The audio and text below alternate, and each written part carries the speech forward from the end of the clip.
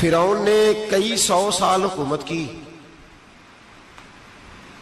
اور اس طرح اس نے ظلم کیے کہ لاکھوں اور ہزاروں بچے قتل ہی کرا دیے. 12,000 عورتوں کے پیٹ میں حمل تھا، اس نے ضائع کرا دیا.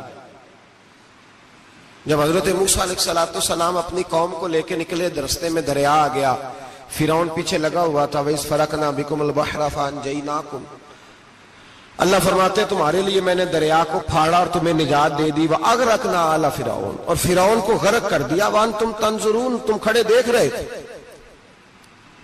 اب جب حضرت موسیٰ دریا کے کنارے پہنچے تو فرعون بھی پیچھے آیا. فرعون لوگوں سے کہا کرتا تھا کہ میں کہتا ہوں تو دریا چلتا ہے، میں کہتا ہوں تو ہوائیں آتی ہیں، میرے حکم کے پابند ہیں سارے. جاگ رہے نا آپ حضرات، غور فرمائیے گا بات پر. دعویٰ تھا اس کا کہ میں کہتا ہوں تو نظام زندگی چلتا ہے. اب جب دریا کے کنارے پہنچی حضرت موسیٰ علیہ السلام تو اللہ نے حکم دیا کہ آپ عصا ماریں. جناب موسیٰ نے عصا مارا، 12 رستے بن گئے. اب حضرت موسیٰ کی قوم گزر رہی تھی تو فرعون سے پوچھنے لگے کہ تو کہتا تھا میرے حکم سے چلتا ہے، تو وہ تو حضرت موسیٰ نے ڈنڈا مارا ہے تو رستہ بن گیا.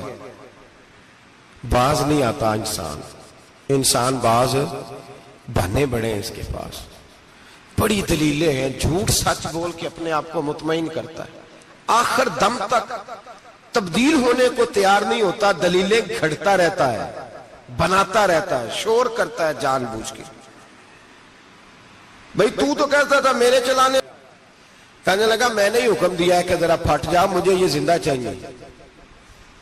باز رسی جل گئی، بال کہنے لگا میں نے ہی کہا ہے دریا کو کہ یہ مجھے زندہ چاہیے، میرے بھاگے ہوئے ہیں تو اس لیے پھٹا ہے، تو آؤ میرے ساتھ دریا کراس کریں. تو پتا تو ان کو بھی تھا نا جتنا تو رب بنا ہوا ہے، پتا تو تھا، سارے جانتے تھے. کہنے لگے تو پہلے کراس کر، اگر تو بچ گیا تو ہم بھی پیچھے آتے ہیں. اب چاروں ناچار. ایک روایت تو یہ ہے کہ یہ جب خدائی کا دعویٰ کرتا تھا نا، تخت پہ بیٹھا ہوتا تھا، تو ایک دن حضرت جبریل آئے اس کے پاس انسانی شکل میں. تو کہنے لگے میں بڑی دور سے آیا ہوں تو ایک مسئلہ پوچھنا تھا. کہا پوچھو. کہنے لگے ایک غلام تھا کسی بادشاہ کا، تو بادشاہ نے اسے تھوڑی دیر کے لیے ایک علاقے کی سربراہی دے دی. کتنی دیر کے لیے ہمیں سربراہیاں ملتی ہیں؟ کیوں جی؟ تھوڑی دیر کے لیے ملتی ہے نا. تھوڑی دیر کے لیے سربراہی دے دی ایک غلام کو. ذرا بات کو سمجھیے. حضرت جبریل پوچھتے ہیں، کہتے ہیں سربراہی مل گئی. اب وہ مالک ہی بن کے بیٹھ گیا ہے، وہ بات ہی نہیں سنتا. اس کو تھوڑی دیر کے لیے بنایا تھا، وہ تو خدائی کا دعویٰ کرنے لگا ہے. آپ بتائیں اس کا انجام کیا ہونا چاہیے؟ یہ مسئلہ پوچھنے آیا ہوں. تو فرعون کہنے لگا اس کا انجام یہ ہے کہ اسے پانی میں گوتے دے دے کے مار دے. انجام کیا ہے؟ بولیے کیا انجام ہے؟ کیا انجام ہے جی؟ پانی میں. اللہ اکبر. اپنی سزا تجویز کر رہا ہے. اس کی سزا کہ اسے پانی میں گوتے دے دے کے مارو ظالم کو. اسے تھوڑی دیر کے لیے بنایا تھا اور وہ چھائی گیا ہے، قبضہ ہی کر گیا ہے. حضرت جبریل کہنے لگے جی آپ لکھ کے دے دیں گے؟ کہنے لگا لاؤ لکھ دیتے ہیں. لکھوا لیا. جناب جبریل رکا لے کے تشریف لے گئے. اب جب فرعون دریا میں آیا نا تو اللہ نے حکم دیا مل جا. جب دریا ملا چیخنے لگا تو حضرت جبریل آئے، کہنے لگے تیرا ہی فتویٰ ہے، یہ تیری سزا ہی ہے نا. ہم بھی بڑی سزائیں تجویز کرتے ہیں. یہ جھوٹا ہے جی، اس کا تو فلانا علاج ہونا چاہیے. تو اگر تو جھوٹ بولے تو یہ فلانا بڑا جاور ہے جی، اس کے ساتھ اس طرح ہونا چاہیے. تو اگر تو یہ کام کرے تو جو سزا تو لوگوں کے لیے تجویز کر رہا ہے تو اپنے بارے میں بھی سوچ. اب جب گوتے آئے نا، آخری وقت دیکھا وہ فرعون جو کہتا تھا میری مرضی سے دریا چلتا ہے. علامہ ساوی نے تفسیر ساوی میں لکھا ہے تڑپ کے رونے لگا.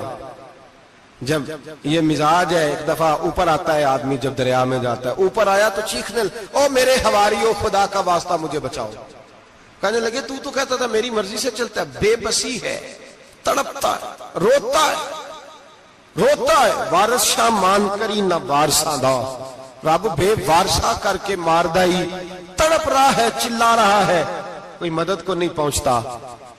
اب جب آخری غوطہ آیا تو کہنے لگا آمنا برب موسیٰ و ہارون، میں موسیٰ کے رب کو بھی مان گیا، ہارون کے رب کو بھی. اللہ نے فرمایا نہیں، اب تیرا ماننا قابل قبول ہے. اس وقت ماننا تھا جب تجھے مہلت دی تھی، جب تو جوان تھا.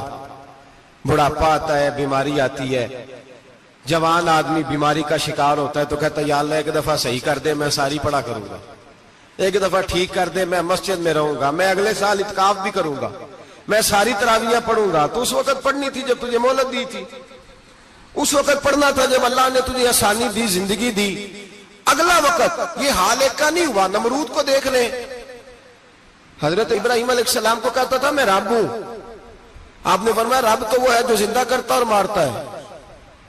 ایک موت کا قیدی بلایا, کہنے لگا ہاں بھائی کتنے دن رہ گئے تھے پھانسی میں؟ کہنے لگا جی پرسوں ہونی تھی. کہا جا تجھے آزاد کیا, لو میں بھی زندگی دیتا ہوں. ایک بے گناہ آدمی کو پکڑ کے قتل کر دیا, کہتا میں بھی مارتا ہوں. حضرت ابراہیم علیہ السلام کہنے لگے تو بیوقوفوں جیسی دلیلیں دے رہا ہے, چل اس طرح کر, میرا رب سورج مشرق سے نکالتا ہے, تو اگر رب ہے تو مغرب سے نکال کے دکھا. اب دلیل کا جواب کوئی نہیں تھا تو کہنے لگا پکڑو اور آگ میں ڈال دو. اللہ کے نبی کو آگ میں ڈالنے والا. یہاں ایک مچھر بیٹھا ہے, 400 سال حکومت کی اور خدائی کا دعویٰ کیا. یہاں مچھر بیٹھا تھا, چھینک آئی تو مچھر اندر چلا گیا. پہلے دربار کا ادب یہ تھا کہ جو آئے سجدہ کرے. اب اس کے سر پہ کوئی چیز مارتا تھا تو اسے سکون ہوتا تھا, مچھر تھوڑی دیر کے لیے اس کا دماغ چھوڑتا تھا. او بھائی یہ اس دھرتی پہ اللہ نے لوگوں کو نظارے دکھائے اور ہمیں سمجھانے کے لیے دکھائے, ہمیں تفکر کی, غور کی دعوت دی کہ دیکھ لینا, اپنے عمل کو پرکھنا. تمہارے عمل حضرت موسیٰ کے فرما برداروں جیسے ہیں, جناب ابراہیم کے فرما برداروں جیسے ہیں, یا بن کے بیٹھ گئے ہو. اب دربار کا ادب یہ ہے, بے بسی کا یہ حال ہے کہ جوتے لٹکتے ہیں دربار میں, جو آتا ہے جوتا کھینچتا ہے. اور ادب یہ ہے کہ 10 جوتے نمرود کے سر پہ مارو, اور 400 سال جوتے لگتے رہے. روتا تھا, جو آدمی آتا تھا منتیں کرتا تھا, کہتا تھا کہیں سے کوئی دوائی مل جائے گی. پاگلوں جیسی زندگی گزاری, پاگلوں جیسی سخت. وہ تو حساب, وقوع قیامت تو حساب ہوگا ہی. یہاں لوگ پاگل ہو کے مرتے ہیں, معاذ اللہ, نفسیاتی مریض ہو کے مرتے ہیں. یہاں آخری وقت اتنا سخت آتا ہے کہ دنیا موت کی دعائیں مانگتی ہے. میرے بھائی جب انسان ظلم کرتا ہے تو بھول جاتا ہے کہ شاید مجھے پوچھے گا کوئی نہیں. جب وہ زیادتی کرتا ہے تو بھول جاتا ہے. جب وہ کسی کا حق کھاتا ہے تو وہ کہتا ہے شاید اس کا تو وارث ہی کوئی نہیں جس کو میں لوٹ رہا ہوں. لیکن جب اللہ کی پکڑ آتی ہے, حجاج بن یوسف ظالم تھا, اس نے اچھے کام بھی کیے تھے. قرآن پاک پر زیر زبر آراب حجاج بن یوسف نے لگوایا. محمد بن قاسم کو ہندوستان سندھ کے علاقے فتح کرنے بھی حجاج بن یوسف نے بھیجا تھا.